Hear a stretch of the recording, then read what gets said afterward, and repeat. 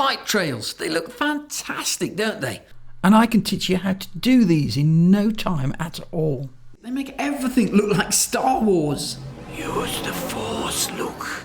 Thing is, they're so easy to do. It's a super cool effect and it's dead easy. And in this video, I'm going to show you how to do it.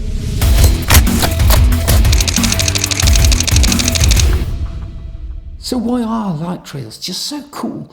Well, I suppose it's because you can't see them with the naked eye. They kind of build up in the camera, don't they?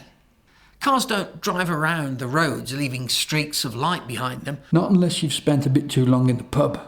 Ah, yes. What the eye cannot see, the camera records.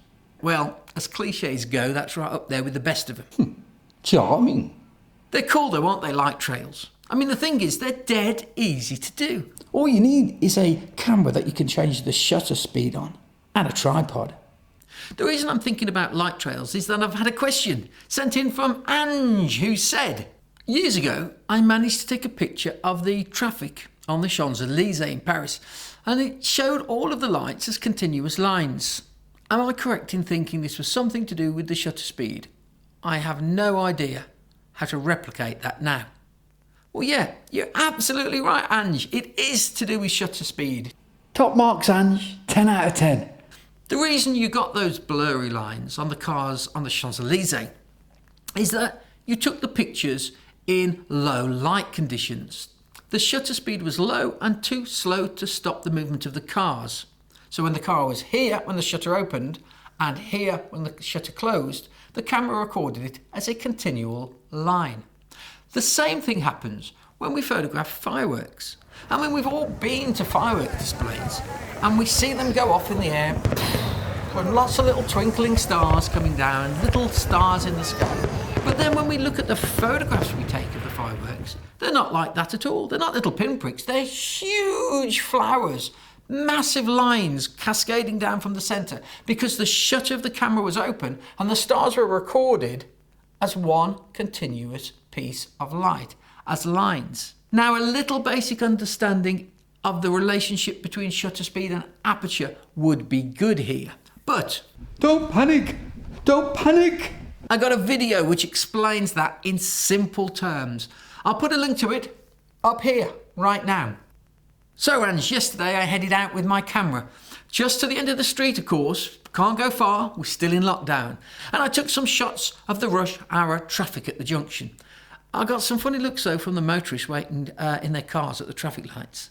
To create those long lines of light, I needed a slow shutter speed. That was open for quite a bit of time. I usually find about 10 or 15 seconds is best because that gives enough time for a dozen cars to go past the camera and their lights build up on the image. You're not capturing just one car, but a whole load of them. Any longer than about 15 seconds, and I do find that so many lights go past that the colour starts to wash out and it becomes a little bit insipid. How do I choose a slow shutter speed then, Einstein? Well, you need to have a camera that gives you access to choosing your shutter speed. The setting you need to look for is either S for shutter priority, and that's when you choose the shutter speed and the camera selects the appropriate aperture for the lighting conditions, a kind of semi-auto mode, I suppose.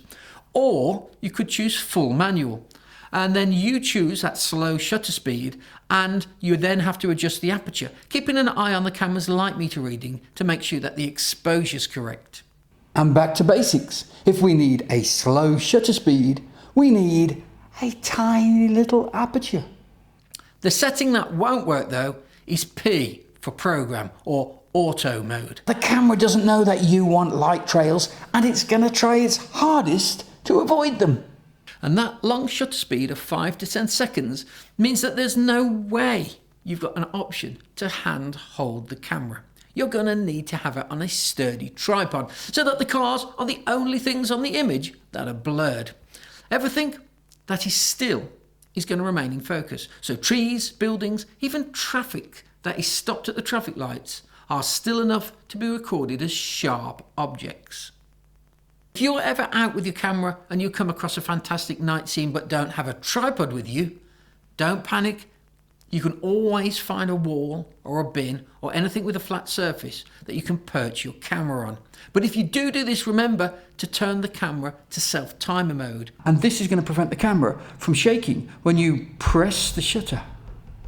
It's dead easy doing light trails. Just put your camera on a tripod and open the shutter. And let the light build up and, well, that's it.